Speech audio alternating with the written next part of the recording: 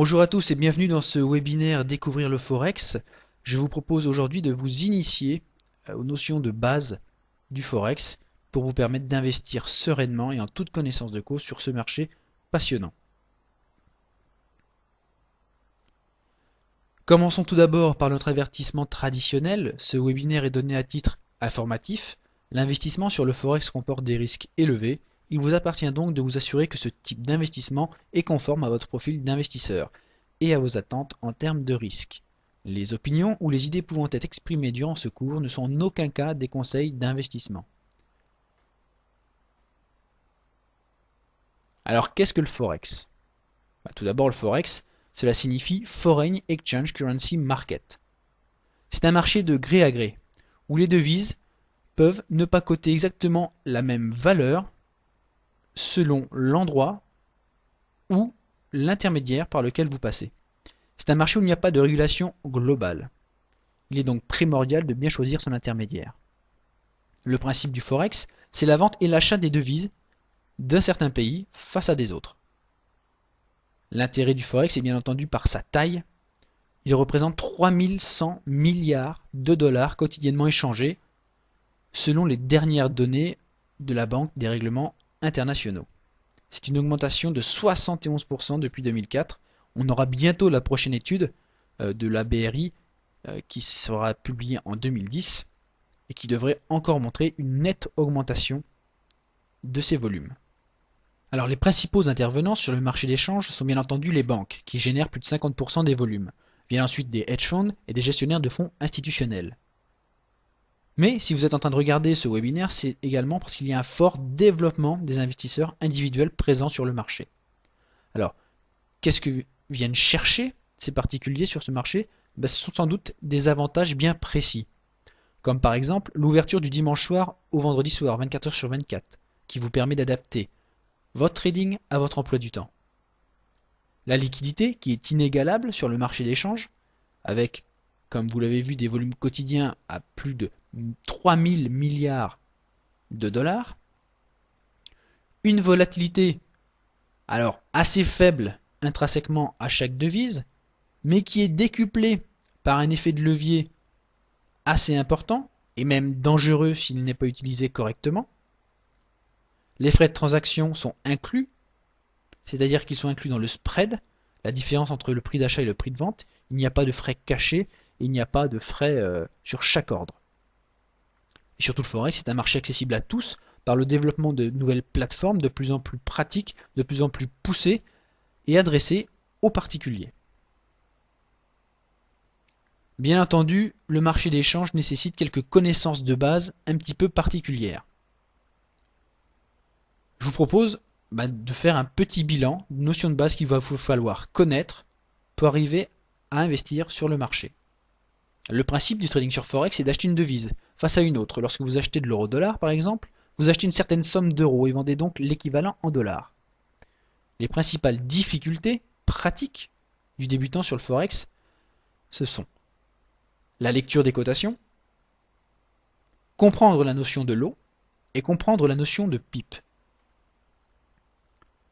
Alors pour la cotation, c'est très simple. On utilise des isocodes, c'est-à-dire que chaque devise va être représentée par 3 lettres. Ensuite, on va pouvoir constituer les paires de devises qu'on va vouloir trader. Les 6 paires majeures, pour ne citer qu'elles, sont l'euro USD, GBP USD, qui représente la livre sterling face au dollar américain, USD JP, le dollar américain face au yen, AUD USD qui est le dollar australien face au dollar américain, USD CAD qui est bien entendu le dollar américain face au dollar canadien, et USD CHF qui est bien entendu le dollar américain face au franc suisse. Alors les 6 paires que je viens de citer, elles représentent 90% des transactions sur le Forex. C'est-à-dire qu'on va privilégier le trading sur ces paires-là afin de privilégier le plus de mouvement et le plus de liquidité. Alors les cotations, elles sont toujours données sous forme de paires. Le taux de change donne la valeur d'une monnaie exprimée dans une autre monnaie. Alors c'est un fonctionnement très simple, mais qui est parfois au quotidien un petit peu difficile à maîtriser quand on est pris dans le feu de l'action du trading. Il suffit d'acquérir ces mécanismes et ensuite tout va beaucoup mieux. Par exemple, dans Euro-USD, EUR représentant l'euro, sera la devise de base. Donc pour 1 euro USD acheté,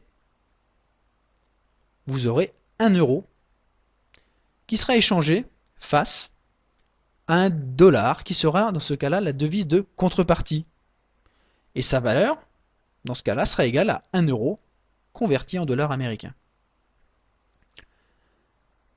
L'important surtout à savoir, c'est que quand vous prenez position sur le Forex, quelle que soit la taille de votre position, c'est toujours la devise de base que vous vendez ou que vous achetez. Et ça, c'est déterminant ensuite pour calculer votre taille de position et votre gestion du risque. Passons maintenant aux notions de lot. Les positions sur le Forex sont très souvent exprimées en lots. Il existe principalement 3 types de lots.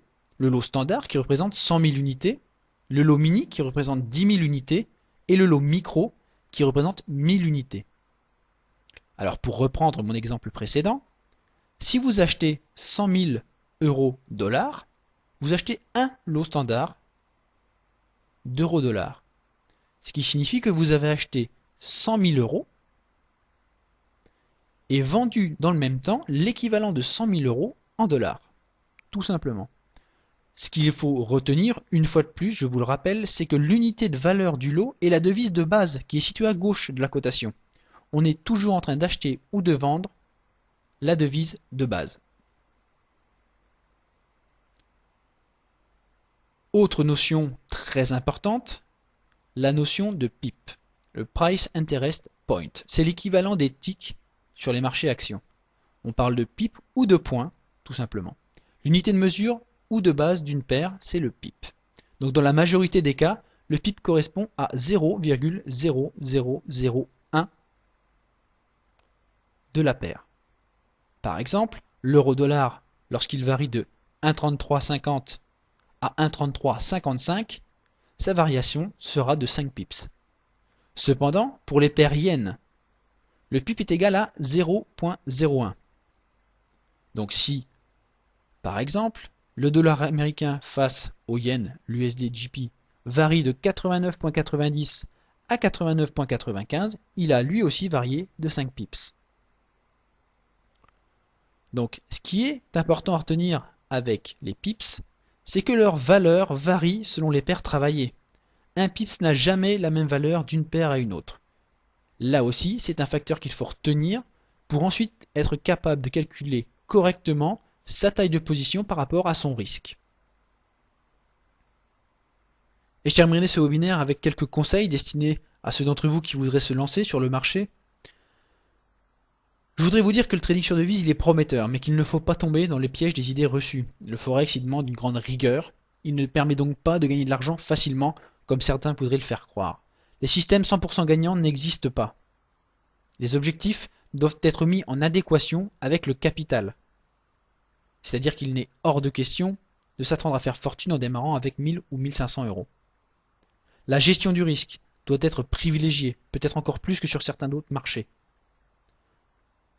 L'impact émotionnel, lui aussi, est un des facteurs d'échec les plus courants.